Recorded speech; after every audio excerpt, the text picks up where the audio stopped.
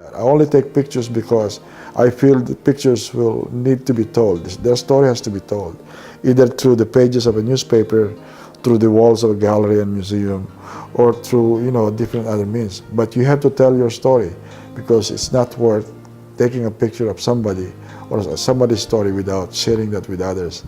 And that's part of my role. Documentary photographer Rick Rocamora has taken on the role of exposing social injustices in our culture.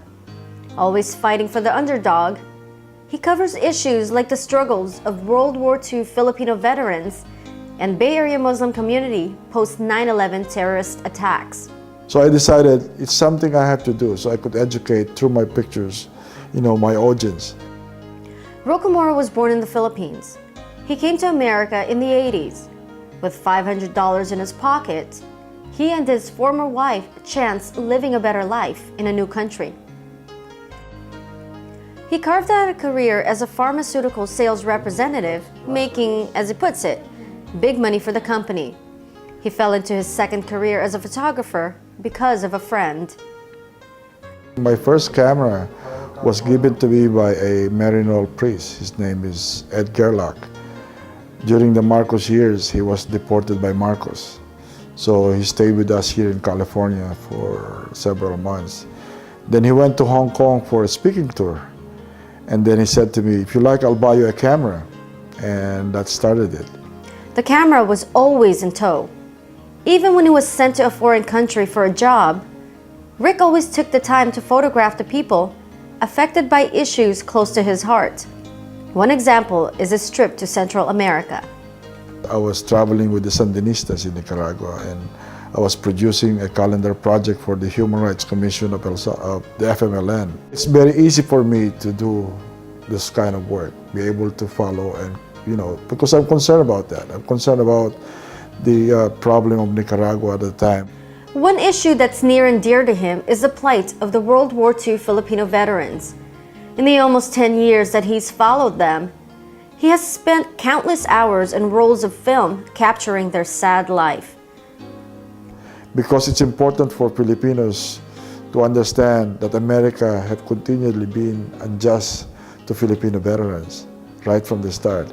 And without these pictures that I've taken the last 9 years or 10 years, no one will know that Filipino veterans living in America were sleeping in a studio, 7 of them, one living in a closet, one on top of a balikbayan box, collecting cans every day to make ends meet, eating at soup kitchens every day, like Mr. Dueñas being beaten by this guy who took him from the Philippines and brought him to America, fed him dog food and chained to a bedpost. So those are the things, that people don't know. I get so angry, and that's part of the reason why I'm doing this, is because I'm always upset and angry when I see some injustice going on. At least in my small way, I could do something. Capturing a controversial situation can be a challenge for any photographer. One of the most blaring hurdles can be the issue of trust. I think what's important when you're doing this kind of work is you have to be honest to yourself and to them. What you're doing, you have to tell them exactly your objective and your purpose.